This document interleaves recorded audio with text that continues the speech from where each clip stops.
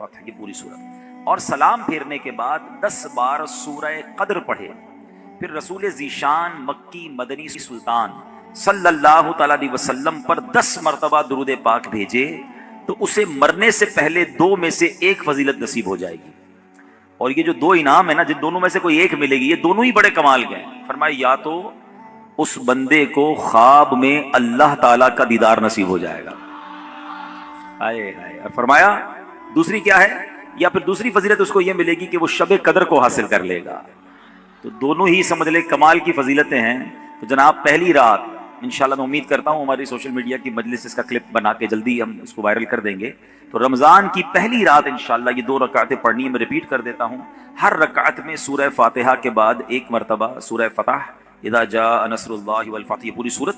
اور جب پوری کر لے 2 رکعت تو 10 بار سورہ قدر انا انزلناہ فی لیلۃ القدر، یہ پوری صورت. اور اس کے بعد 10 مرتبہ درود پاک پڑھنے ہیں. سبحان اللہ، ماہ رمضان تو کیا آتا ہے، بیڑا پار ہو جاتا ہے، گناہ گاروں کی بن آتی ہے. اللہ اس رمضان کی برکتیں ہم سب کو نصیب فرمائے. تو درود پاک کی کیا بات ہے، نیت کر لیں انشاءاللہ کثرت کے ساتھ درود پاک پڑھیں گے انشاءاللہ. نام حضرت پہ لاکھ بار درود، بے عدد اور بے شمار درود ہم کو پڑھنا خدا نصیب کرے. دم بدم اور بار بار درود، کون جانے درود کی قیمت، کون جانے درود کی قیمت ہے عجب در شاہوار درود. جو محب نبی ہے اے کافی، جو محب نبی ہے اے کافی، چاہیے اس کو بار بار درود. صلو علی الحبیب صلی اللہ تعالی علی محمد صلی اللہ علیہ وسلم. حدیث پاک میں آتا ہے انما الاعمال بالنیات، اعمال کا دار و مدار نیتوں پر ہے. تو آئیے کچھ اچھی نیتیں بھی کر لیتے ہیں. بیان سننے سے پہلے کچھ اچھی نیت کر لیں. نیت کر لیجئے کہ رضائے الہی کے لیے بیان سنوں گا، بعد بیٹھوں گا، خوب توجہ سے سنوں گا. جو سنوں گا اسے یاد رکھنے، عمل کرنے اور دوسروں تک پہنچانے کی کوشش کروں گا.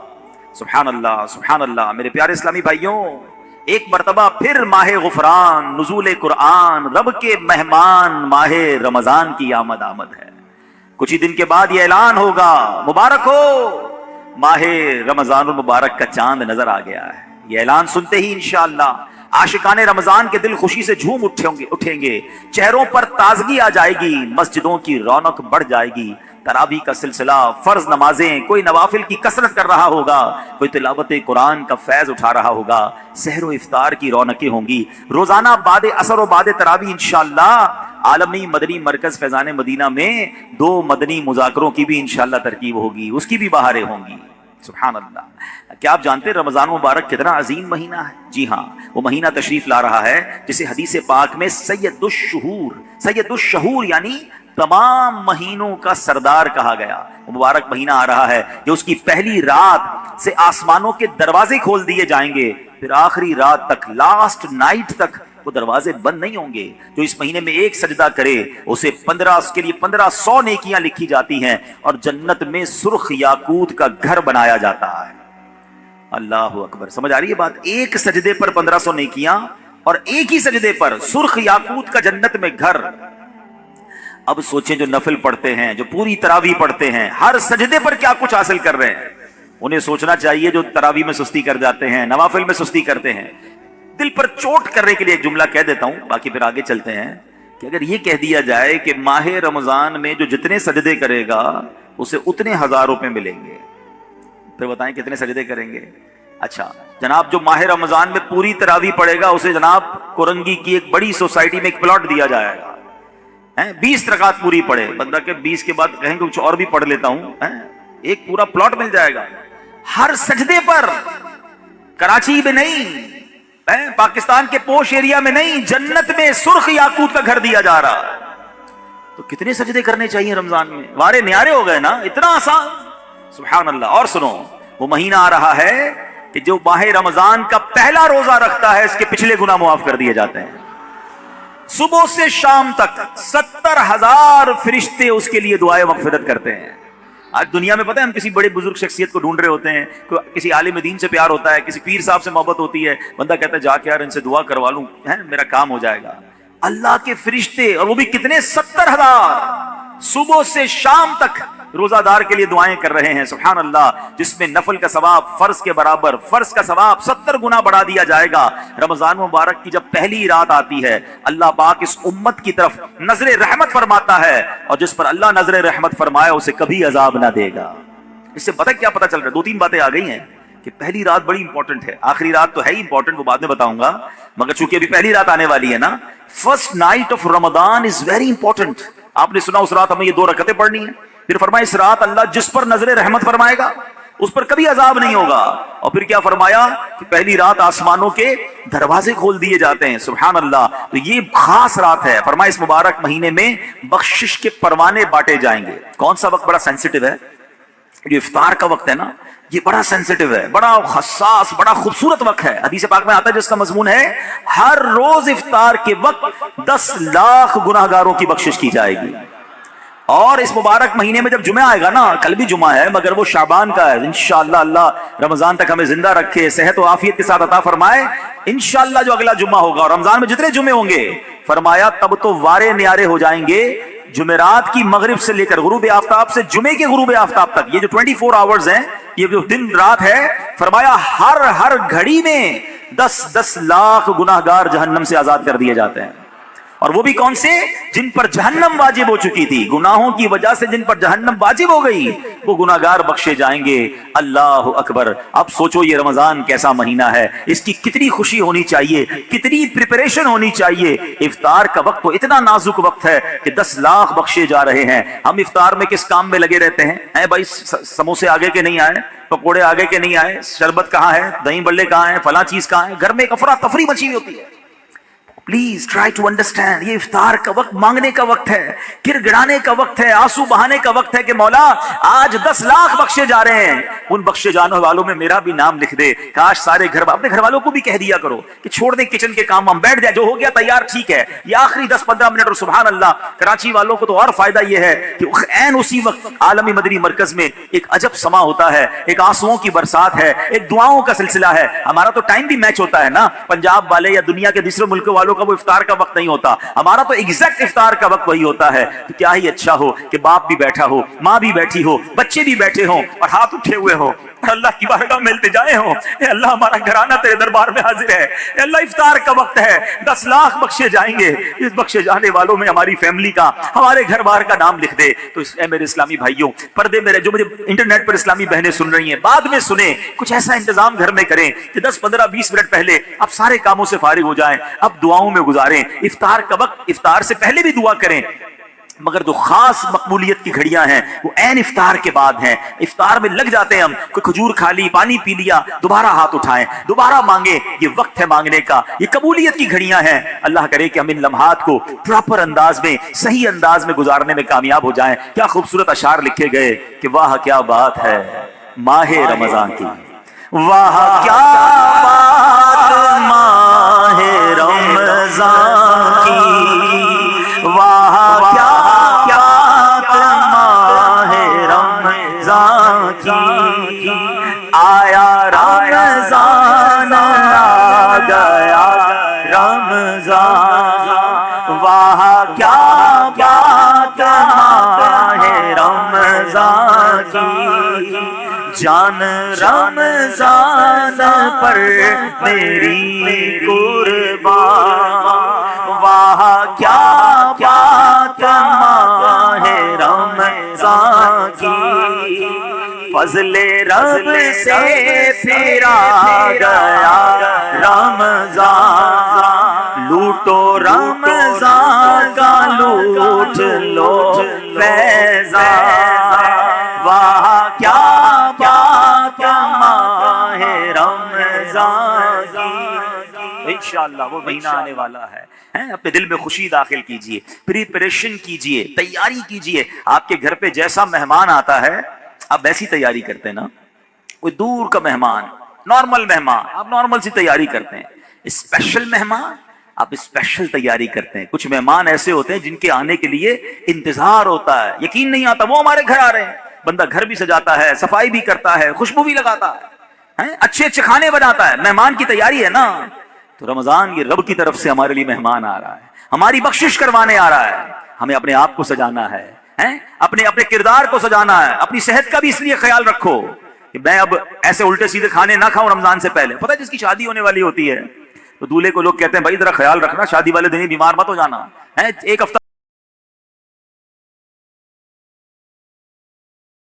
تو دولہے کو لوگ کہتے ہیں بھائی ذرا خیال رکھنا، شادی والے دن ہی بیمار مت ہو جانا ہے. ایک ہفتہ پہلے سے احتیاط کرواتے ہیں، زیادہ سفر نہیں کرواتے، زیادہ تھکن والا کام نہیں کرواتے.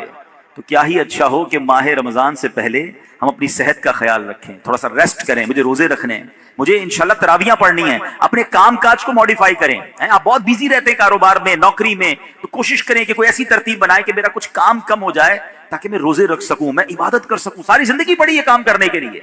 لیکن عجیب بات پتہ ہے کیا ہے؟ اس وقت دو قسم کی تیاریاں ہو رہی ہیں. ہوں گے کچھ نیک لوگ جو انشاءاللہ عبادت کی تیاریاں، تلاوت کی تیاریاں، خوب روزے، تراویح اور اس کے بارے میں سوچ رہے ہوں گے. مگر کچھ لوگ وہ ہیں جو اس وقت اسٹاک جمع کر رہے ہوں گے، کاروبار کیسے چمکانا ہے، کون سی آئٹم کا ریٹ بڑھ جائے گا. وہ کاروباری لوگ پیسے کمانے کی تیاری کر رہے ہوں گے. کچھ گھر والے وہ ہوں گے جو یہ سوچ رہے ہوں گے بھائی رمضان میں پکانا کیا ہے، کھانا کیا ہے، کون سی آئٹم لینی ہے. رمضان کھانے پینے کے لیے نہیں آتا. اچھا ویسے بڑی عجیب بات ہے، ذرا سوچیں آپ کہ ماہ رمضان میں ہم روزے رکھتے ہیں، لاجیکلی تو سمجھ یہ آتا ہے کہ ہمارا وزن ٹھیک تھوڑا کم ہو جانا چاہیے، ہم تھوڑے سمارٹ ہو جائیں. مگر کئی لوگ وہ ہیں جن کا رمضان میں وزن بڑھ جاتا ہے. کیوں بھائی؟ اس لیے کہ سحری میں زیادہ کھاتے ہیں، پورا دن روزہ رکھنا ہے. رات زیادہ اس لیے کھاتے ہیں کہ پورا دن روزہ رکھا تھا، پھر 2 بار اور کھاتے ہیں کہ کل پھر روزہ رکھنا ہے.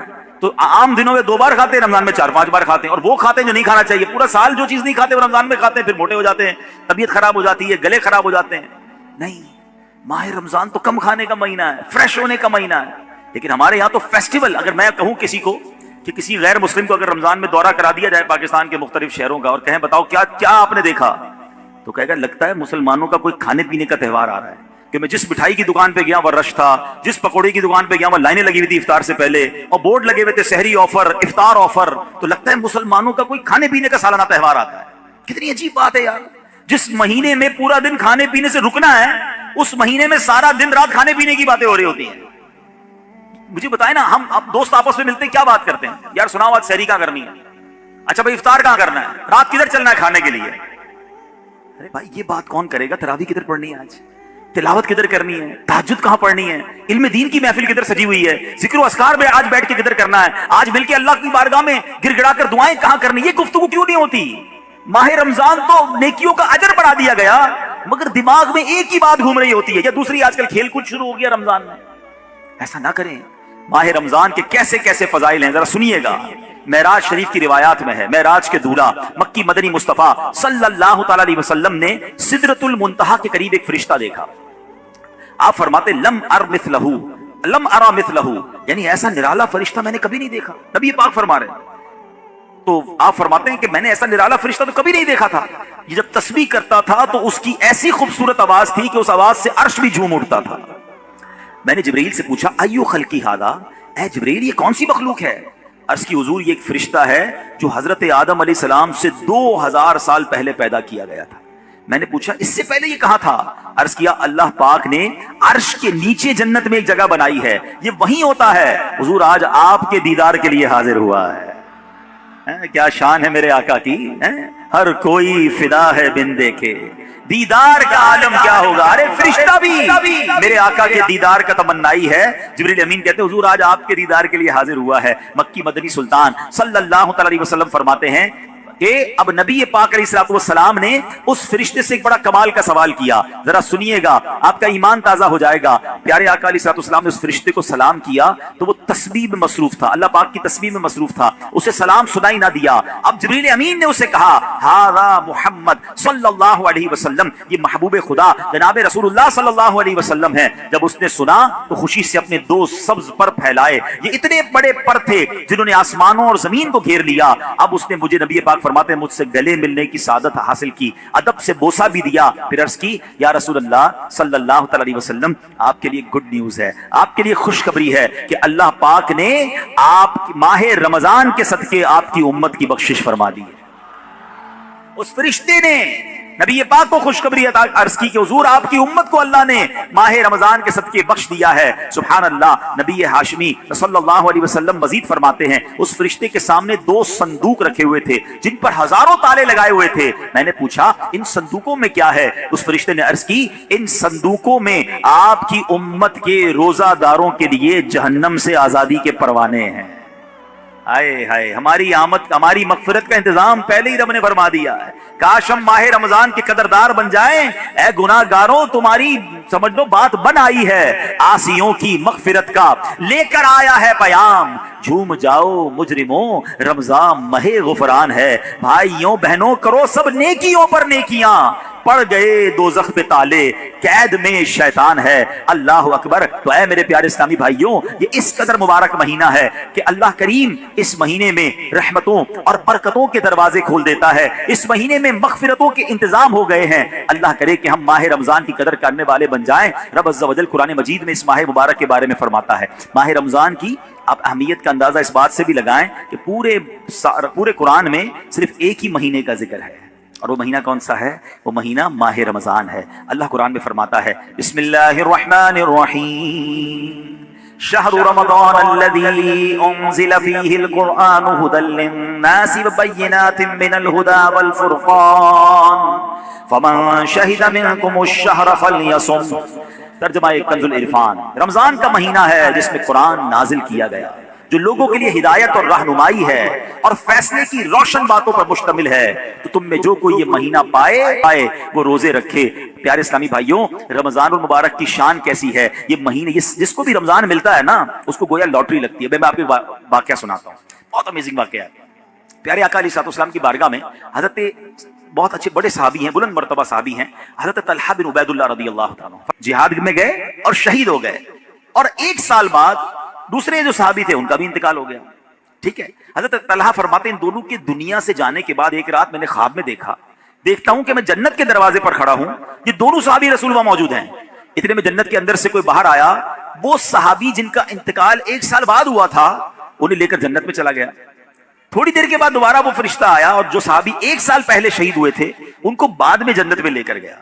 अब बात समझ आ रही है? जो शहीद हुए, ज्यादा इबादत करते थे, वो बाद में जन्नत में गए, और जो 1 साल बाद जिनका इंतकाल हुआ, जो उतनी इबादत नहीं करते थे मगर वो जन्नत में पहले चले गए। अच्छा, कमाल देखो साहबा किराम रिज़वान का कि जो भी ख्वाब देखते थे, जो भी जहनों में सवाल होता था, डायरेक्टली नबी पाक अलैहिस्सलाम की बारगाह में आ जाते। उनके पास कैसी नेमत मौजूद थी कि इसका मसले का हल तो नबी पाक ने करना है। कहा हुजूर ये क्या माजरा है? शहीद वो हुए, इबादत भी ज्यादा करते थे, जन्नत में वो बाद में जा रहे हैं, जिनका इंतकाल बाद में हुआ हुजूर वो पहले जा रहे हैं जन्नत में। अल्लाह अकबर। तो नबी पाक अलैहिस्सलाम ने क्या खूबसूरत जवाब दिया।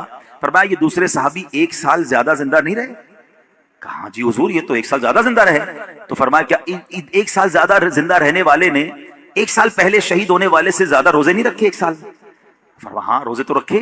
तो नबी पाक ने पूछा क्या उस 1 साल बाद वाले ने सजदे ज्यादा नहीं किए? अर्ज़ किया जी हुजूर सजदे भी ज्यादा किए।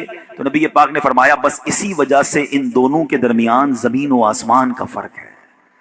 बात समझ आ रही है?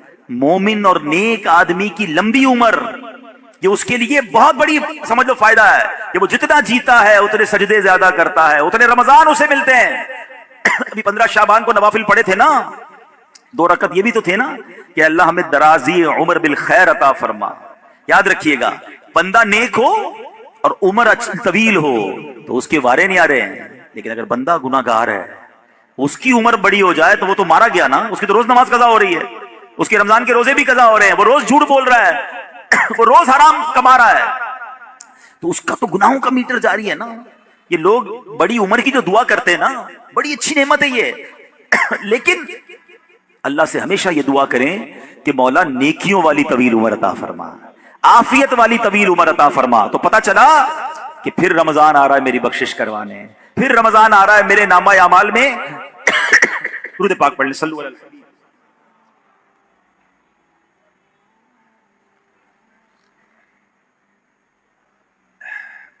तो पता चला कि माह रमजान ये हमारे लिए बहुत बड़ा एहसान है।